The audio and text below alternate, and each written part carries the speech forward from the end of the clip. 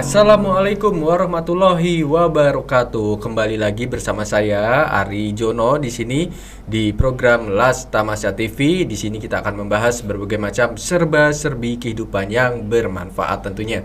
Dan saat ini sudah ada kedatangan tamu yang sangat kece abis dan kita akan membahas tentang entrepreneurship tentunya bersama Kak Nindi. Silakan diperkenalkan Kak Nindi. Assalamualaikum warahmatullahi wabarakatuh, rekan-rekan Tamasa. Nama saya Nindya Harum Soliha, biasa dipanggil Nidia. Kesibukan harian saya adalah seorang entrepreneur di bidang retail bisnis, family business yaitu baby shop. Kemudian selain itu saya juga menjadi part-time lecturer di Universitas Ciputra. Selain itu saya juga sibuk di organisasi HIPMI, Himpunan Pengusaha Muda. Oke, jadi penasaran ya seperti apa program yang akan kita bahas tentang entrepreneur. Jadi jangan kemana-mana.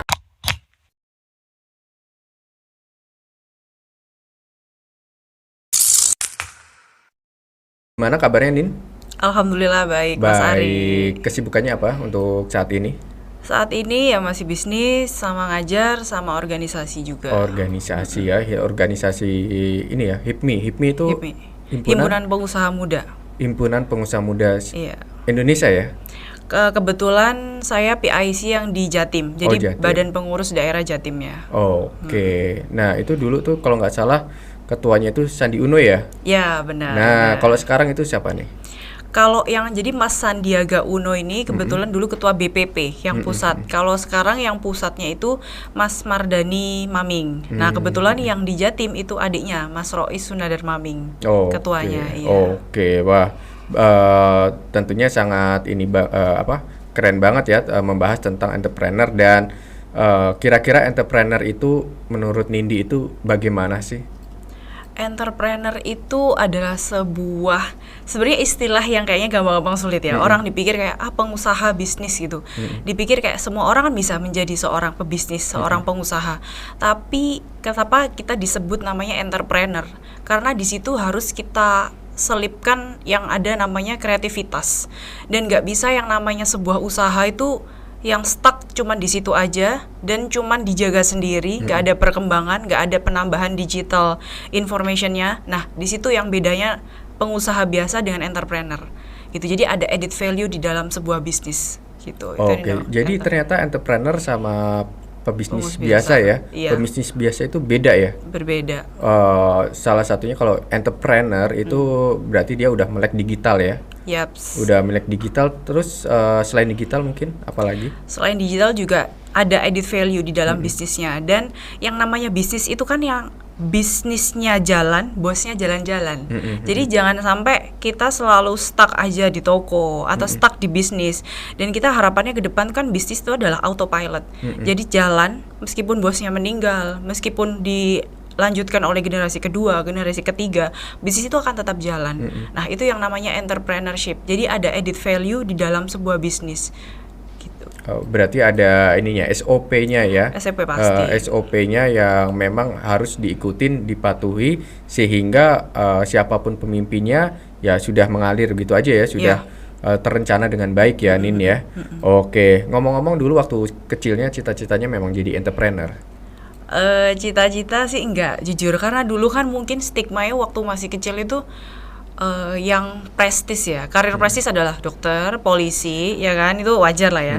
Dulu kalau awal sih saya pengennya memang jadi dokter, ya kan. Tapi saya waktu dulu memang secara prestasi sekolah so-so, ya termasuk menengah atas lah, tapi bukan yang number one, number two gitu, itu enggak gitu. Jadi dulu cita-cita cuma jadi dokter, tapi ya udahlah pokoknya jadi orang yang bermanfaat gitu. Dari dulu tuh cita-cita seperti itu. Cuman orang tua itu pada saat saya kelas SD itu sudah memutuskan untuk menjadi pebisnis.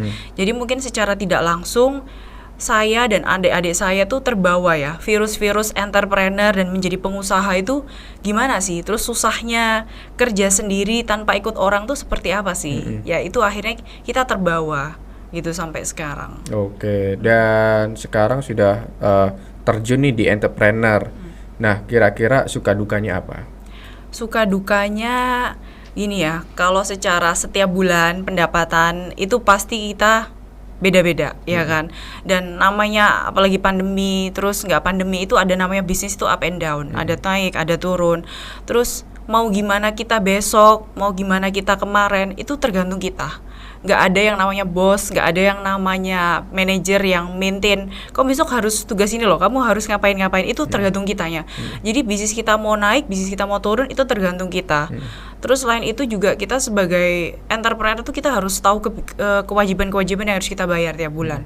Jadi kayak gaji ya kan, terus kemarin kayak misalnya waktu Lebaran bayar THR juga, terus kita kalau saya sih biasanya bayar zakat mal juga setiap setahun sekali tuh waktu bulan puasa. Jadi waktu bulan puasa tuh Lebaran double lah, terus kan belum yang zakat fitrah, terus yang bagi-bagi yang lainnya itu, jadi banyak banget pengeluaran yang kalau orang biasa karyawan kan kadang ya udahlah saya zakat biasa dan kadang-kadang kan nggak kerasa gitu kan, tapi ketika kita menjadi seorang entrepreneur, pendapatan kita semakin banyak, yang dikeluarkan tuh juga semakin banyak dan tanggungannya itu juga semakin banyak. Apalagi sekarang itu kan juga ada kewajiban untuk membayar BPJS Ketenagakerjaan untuk setiap karyawan. Gitu. Jadi sebenarnya tuh banyak, apalagi pajak ya, itu sih yang sebenarnya kita harus melek tentang semua itu. Jadi kalau karyawan kan ya udahlah, besok berangkat jam 8 sampai jam berapa. Terus kita besok pulang jam berapa sampai jam berapa. Kerjaan ya udah yang di komputer. Kalau saya lebih orangnya kerja itu tergantung pekerjaan. Jadi kalau misalnya besok nih ada ketemu sama supplier ini manajer ini, udah kalau nggak ada saya keliling toko. Saya cari kerjasama di dinas, saya kerjasama dengan Posyandu di Sidoarjo. Terus saya himpunan organisasi. Jadi kerjaannya, kegiatan saya hari-hari nggak melulu hanya di toko dan hanya di kantor sih, gitu. Oke, berarti tentang relasi ya, itu juga harus dibangun. Dan kira-kira relasi itu penting nggak sih? Penting banget. Penting banget. Networking itu it's important. Jadi jadi kebetulan saya dulu waktu S1 itu di Bandung, jurusannya memang bisnis manajemen. Tapi ketika saya memutuskan untuk stay di Jawa Timur, itu beneran nihil. Networking itu benar-benar berbeda, karakteristik orangnya juga berbeda, bisnis yang akan kita bangun itu juga berbeda. Nah, saya ketika di sini akhirnya memutuskan untuk melanjutkan usaha ibu saya, family business. Akhirnya saya memutuskan untuk cari networking di Jawa Timur. Nah, tapi waktu itu kan gimana sih caranya fresh graduate ini mendapatkan networking? Akhirnya saya memutuskan untuk ambil S2 di Universitas Ciputra, waktu itu di Ciputra. Jadi karena saya melihat kayaknya Ciputra ini oke deh secara networking gitu kan. Jadi akhirnya saya memutuskan di sana, saya ikut juga beberapa organisasi entrepreneurship. Nah, maksudnya supaya saya tuh selalu mendapat semangat entrepreneur dan juga networking di sana. Itu sih yang lebih saya manfaatkan. Oke.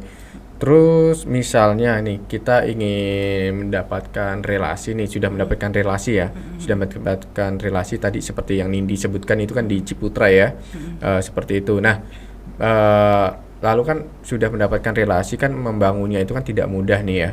Nah, memanagenya biar mereka itu tidak tidak kemana-mana atau tetap percayalah sama kita, itu bagaimana caranya?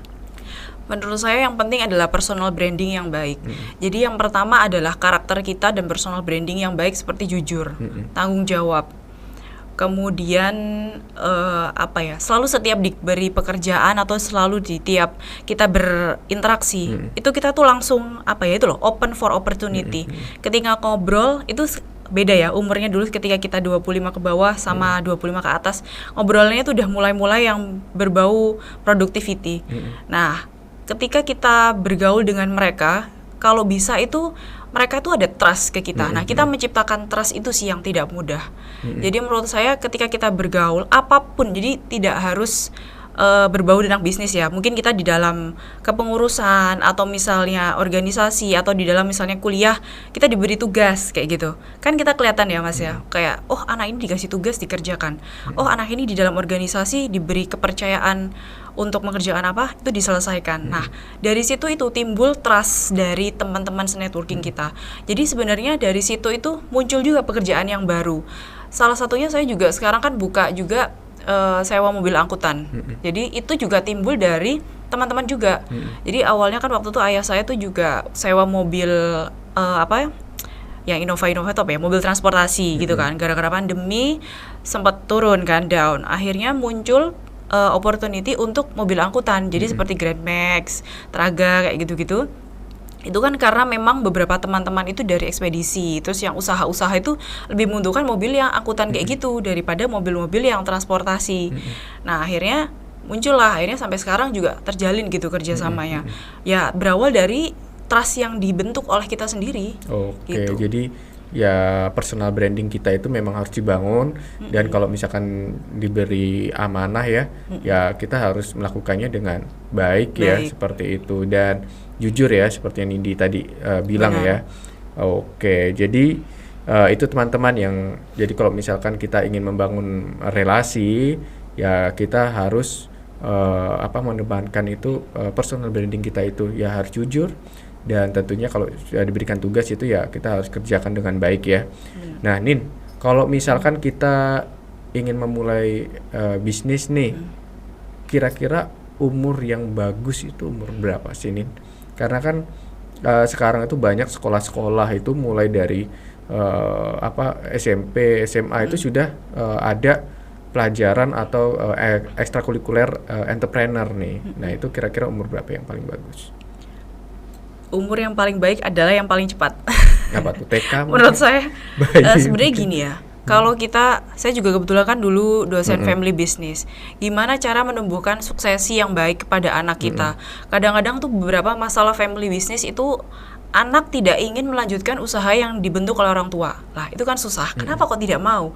Padahal dari kecil harusnya pola mindset terhadap usaha itu harus sudah ditumbuhkan oleh anak itu. Kan dia tiap hari nih, misalnya kita punya showroom mobil atau usaha mobil. Lah anak kenapa nggak suka sih sama mobil? Itu kan aneh. Kalau dari kecil memang sudah ditumbuhkan. Nah, gimana caranya menumbuhkan anak supaya suka terhadap bisnis atau entrepreneurship dari kecil? Diajak ke toko, diajak ke kantor, bukan hanya untuk ngitung ini loh, kerjain financial statement, enggak, ajakin aja ke kantor, main lihat-lihat mobil.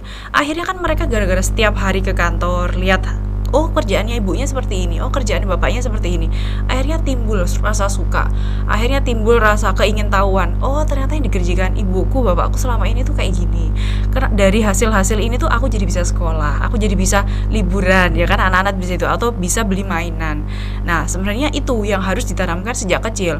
Terus sekarang kadang aku ini nggak ini loh mbak, aku ini bukan background entrepreneur, orang tua aku nggak entrepreneur, aku bisa nggak sih jadi entrepreneur? Loh ya bisa, mindsetmu untuk berubah itu loh yang harus dibentuk, ya kan? Kalau kita bukan entrepreneur, loh anakmu kamu pengen jadi entrepreneur, ya kamunya harus jadi entrepreneur dulu, karena nggak bisa anak kita suruh jadi entrepreneur, sedangkan kita sendiri tidak mencontohkan kepada anak kita. Jadi ya memang harus dicontohkan gitu dari awal. Oke, nah misalkan nih orang tuanya sekarang nih sudah ngelihat podcast ini langsung jadi entrepreneur, ternyata gagal nih, Nin. Itu gimana nih? Nggak masalah. Nggak masalah ya. Kita dari kegagalan itu belajar, maksudnya kegagalan ini kita belajar seperti apa. Nah kalau saya sih selalu nyaranin, ketika kita memulai usaha, jangan memulai dengan usaha yang bisnisnya besar. Kalau kita nggak punya modal besar, mulai dulu dengan usaha yang modalnya kecil. Jadi kalau modal yang kecil, usaha resikonya kecil, otomatis kan kalau jatuh nggak jatuh-jatuh banget gitu loh. Ada resiko-resiko yang bisa kita minimalisir. Dan ketika kita salah, itu kita belajar sesuatu, ya kan? Jangan sampai ke depannya salah lagi. Nah kalau kita ke depannya salah lagi dan kesalahan yang sama, berarti kan ada yang salah dengan diri kita, atau kebacut gitu kan ya bahasanya. Nah kalau masalah itu pasti, atau kita salah, itu pasti akan terjadi mas. Dan saya juga dipikir ya udah kayak gini nih nggak salah gitu kan, ya saya pasti salah kok. Dan saya udah berkali-kali mencoba beberapa bisnis juga, ya ada juga yang tutup. Ternyata ada yang tidak istilahnya tidak sehati dengan pikiran dan hati saya terhadap membuka sebuah bisnis itu. Ternyata akhirnya yaudah deh nggak usah dilanjutkan gitu kan. Atau mungkin kok melihat ada pekerjaan yang lain yang ternyata harus kita fokuskan, yang lebih bisa berkembang, akhirnya yang ini ya udah deh kita off-kan dulu, ya itu ada. Jadi nggak mungkin kalau orang tuh nggak pernah salah bisa sukses, itu nggak mungkin. Jadi kita tuh memang harus salah dulu sih, baru kita tuh bisa sukses. Gitu. Oke, nah bisnis itu kan tidak harus menjual barang ya, Nin ya. Jadi bisnis itu juga bisa berupa jasa ya, bisa kreativitas kita, atau mungkin bisnis yang bentuknya itu tidak terlihat ya, seperti itu. Jadi untuk teman-teman yang ingin memulai bisnis ya, misalkan dia jagonya tentang gambar, bisa juga ya Bisa dibisniskan kan seperti itu. Jadi istilahnya jasa ya, Jasa. seperti itu. Jadi ya nggak harus menjual barang, jadi Barang. tergantung kitanya yang Dinda. Benar. Karena zaman sekarang itu kalau menurut saya anak sekolah ya, aku pengen jurusan kedokteran deh, aku pengen jurusan polisi deh, atau misalnya yang prestis yang lainnya yang kita tahu gitu kan. Kalau menurut saya, loh kamu potensinya apa? Kalau zaman sekarang ya, kamu mau anak misalnya nggak mampu, kan ada beberapa yang kita juga konsul. Kalau kamu nggak mampu dan orang tuamu tidak mampu menyekolahkan kamu sampai S1, jangan ngoyo sampai situ loh. Sekarang yang dipentingkan adalah skill. Kamu cuma bisa apa? Desain, ya kan? Duh, desain aja kamu buka jasa sosial media sosial media designer, ya kan? Jadi copywriting juga usahanya orang UMKM. 1 bulan itu 1 juta aja di Sidoarjo kan udah kelasnya 1 juta udah oke. Nah sekarang 1 brand. Kalau misalnya kita pegang 5 brand sebulan 5 juta, ya cukup untuk anaknya 1. Terus kita udah punya tim, punya banyak. Semakin naik kan itu udah kelas-kelasnya kan, sampai 3,5 juta kalau nggak salah, sampai bikin video TikTok sampai apa. Itu udah makan loh. Gitu loh. Maksud saya tuh kita tuh nggak perlu jadi orang yang sampai superior dan eksterior untuk menjadi sukses kok di dunia ini. Yang penting tuh cukup punya skill satu yang unik. Udah cukup itu. Dan kadang saya selalu bilangnya sama orang tua yang push anak mereka untuk menjadi seseorang yang sebenarnya tidak bisa dimiliki oleh anak lain. Kan anak lain mungkin ada yang pintar, IQ-nya sampai tinggi, bisa jadi dokter, bisa sukses di bidangnya gitu kan. Tapi kadang nggak semua anak itu bisa sukses menjadi dokter. Loh, kembangkan potensi apa yang ada di anak kamu gitu loh. Jadi belum tentu loh dengan menggambar atau memasak. Kadang beberapa orang tua kan ada yang masih underestimate. Halah masak tukang masak lah pose. Masak itu paling loh aduh-aduhnya dari koki atau misalnya punya warung apa loh. Sekarang kayak warung soto Cahar aja, ya kan? Kita nggak ngomong ya. Soto Cahar itu punya cabang berapa? Cahar itu omsetnya sehari sekarang tatanya berapa? Ya kan? Itu bikin soto. Dia cuman hanya bikin soto, minumannya jeruk sama teh. Ya kan? Udah cukup itu aja gitu loh. Kita tuh cukup fokus punya satu skill yang kita tuh unik gitu. Udah itu, bahkan kadang nggak unik aja udah banyak, ya nggak? Dan kadang faktor luck itu penting. Betul. Faktor luck itu penting karena menurut saya punya faktor luck. Saya punya faktor luck, tapi saya kalau dibilang secara ingenuitas, kepintaran, saya termasuk yang rata-rata atas tapi nggak yang pinter banget gitu. Tapi saya selalu pinter koneksi ke orang, terus saya pinter mengambil hati orang ketika misalnya komunikasi atau apa, dan saya selalu memanfaatkan setiap saya bertemu sama orang. Dan jangan lupa sih ini sih, minta restu orang tua. Itu jangan sampai lupa lah gitu. Itu sih. Kadang kan ada anak tuh, aku sukses bisa sukses sendiri. Padahal nggak, doa orang tua, faktor luck dari Allah gitu kan, sama usaha kita itu bisa membuat kita sukses gitu. Oke, jadi itu ya teman-teman ya. Jadi ingat, bisnis apapun kita juga harus minta doa orang tua kita, dan tentunya jangan lupa untuk berdoa kepada Allah Subhanahu wa taala ya. Benar-benar. Ngomong-ngomong, ada ini ya, ada usaha baby shop ya. Nama baby shopnya Lala Baby Shop ya tentunya ya. Iya, kalau kita sih menamakan diri kami ini Lala Group Baby. Jadi kita ini ada adik Lala Baby Shop, ada adik Baby Shop, dan ada Lala Baby Shop. Oke, nah awal mula bisnis adik Lala itu dulu bagaimana sih, Nin?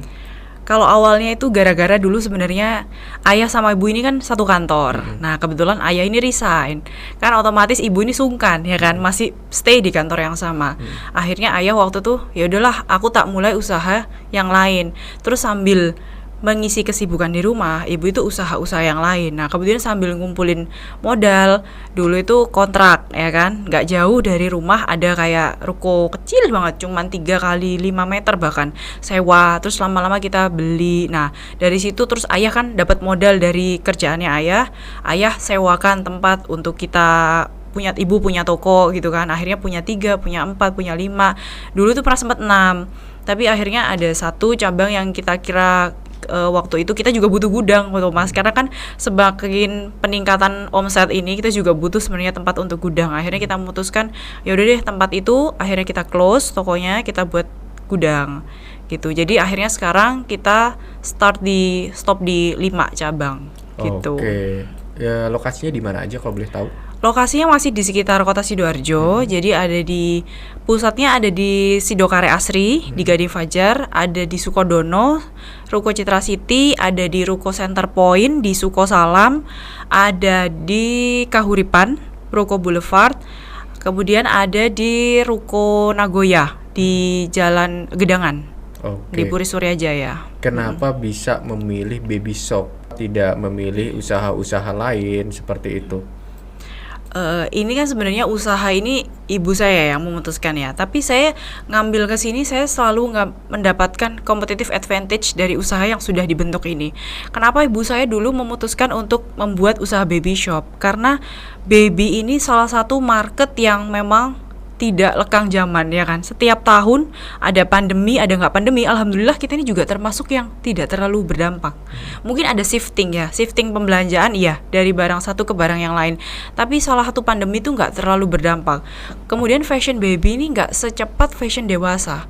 Kalau kita lihat kalau dewasa itu 3 bulan 6 bulan barang kita nggak laku, ya udah loss gitu kan, loss nggak laku gitu barangnya. Tapi kalau bayi, apalagi yang bayi newborn, dari dulu sampai sekarang baju bayi kan gitu-gitu aja kan, ya kan modelnya udah basic aja kayak gitu. Kalau kita sih memang segmen marketnya lebih ke anak newborn baru lahir sampai 5 tahun. Dan kita bukan yang one stop shopping gitu kan. Jadi lebih yang toko kecil tapi bahan-bahan pokoknya bayi gitu. Kita jual ada susu, ada diapers, dan kebutuhan pokok bayi itu kita ada gitu. Dan memang segmennya lebih ke menyasar dari kota ke desa. Jadi kita memang di tempat padat penduduk tapi di desa, bukan yang di pusat kota gitu. Oke, jadi memang memilih usaha baby shop ini karena usaha anak-anak atau baby shop ini tidak ada matinya ya, tidak Iya.